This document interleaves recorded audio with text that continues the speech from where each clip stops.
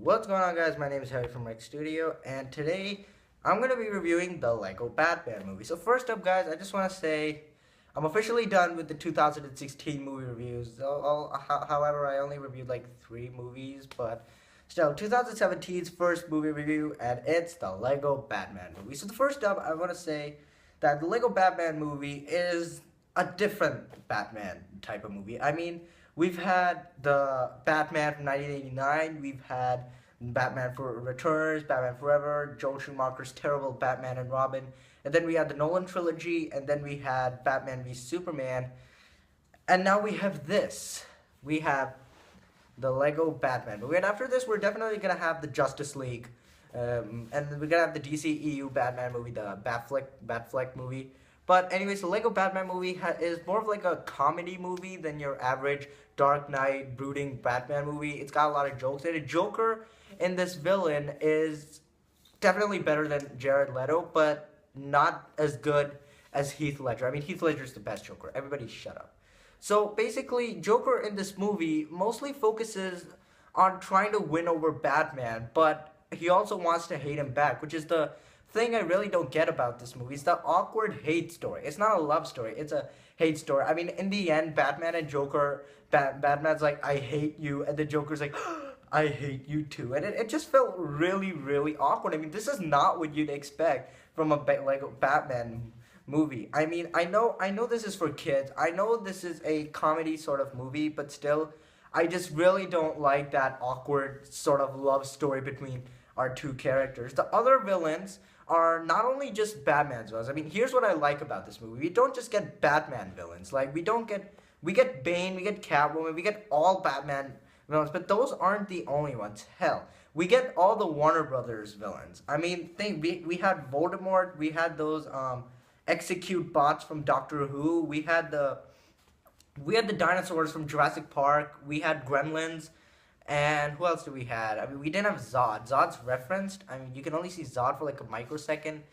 And who else did we? Yeah, we also had Godzilla and King Kong, and we even had Sauron. Sauron was probably the best villain of Warner Bros. I was just like, hey, look, it's Sauron. And it was the final battle. The best thing about the final battle is probably that we get all the Warner Bros. Villains. I mean, the Batman villains are just on Team Batman.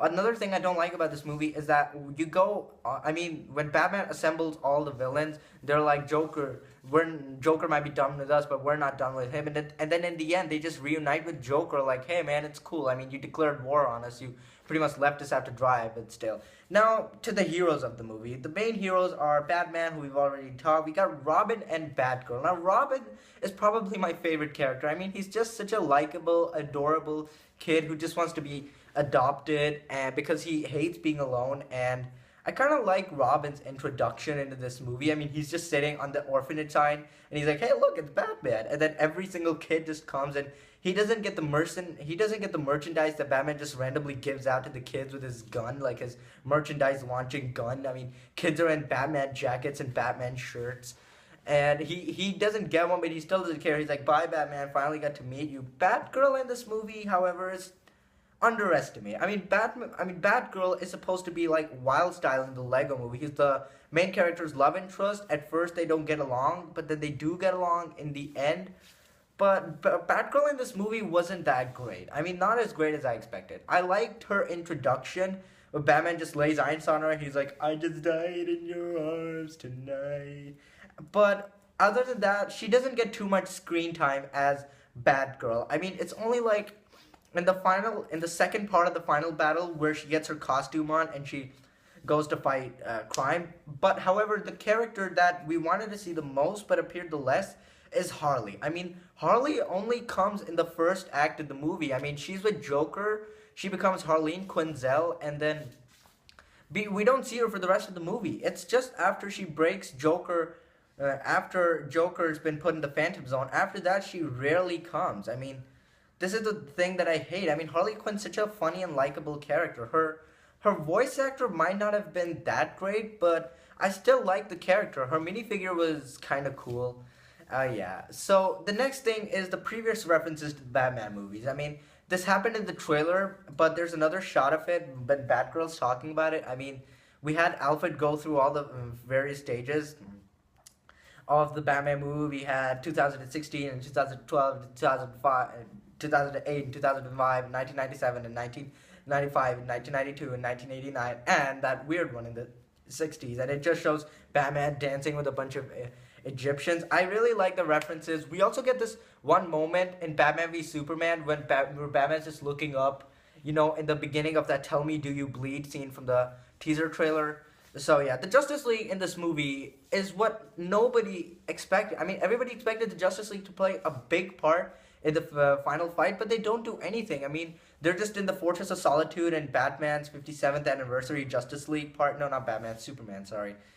In the Justice League the anniversary part, and everyone is there. I even saw Black Canary at one point, and I just saw everybody, every single member of the Justice League. We had Martian Manhunter, we had this Black Flash, we had Flash, we had Wonder Woman, we had everyone. We even had Crypto as the DJ. I really like that the dog was the DJ, but hey, come on. It's Super Dog. No, what was his name? Super Pup? Nah. Crow. Start with a K. Oh, screw it. It's Crypto. Yeah, Crypto. Oh my god, I forgot his name. Okay, now, the worst part about the movie is that half of the movie is good. I mean, it starts great. The movie just starts so well. I mean, they got joke here, joke there, just so much fun. And the beginning of the movie was phenomenal when Batman saves the city for the first time in the movie. And then we're introduced to Robin and Barbara, and then he talks to Alfred about Robin, and he takes Robin to this Fortress of Solitude to get the Phantom gun, and it's great only until the scene when Batman and Robin, they get put in Arkham Asylum.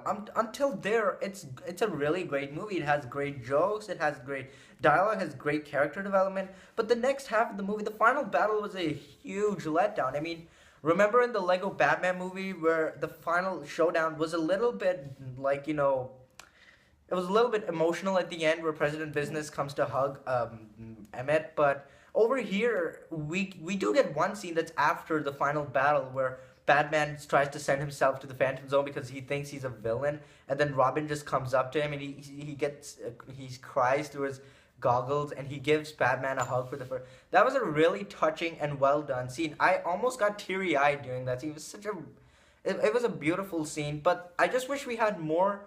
I mean, no, not more. I just wish we had more better action. I mean, you have Sauron being hit in his eye, and he's like, my eye. And then you had King, and then after he gets destroyed, Godzilla is just like, okay, I'm just gonna go now. I mean, there's nothing really left for me to do here. I can just go away.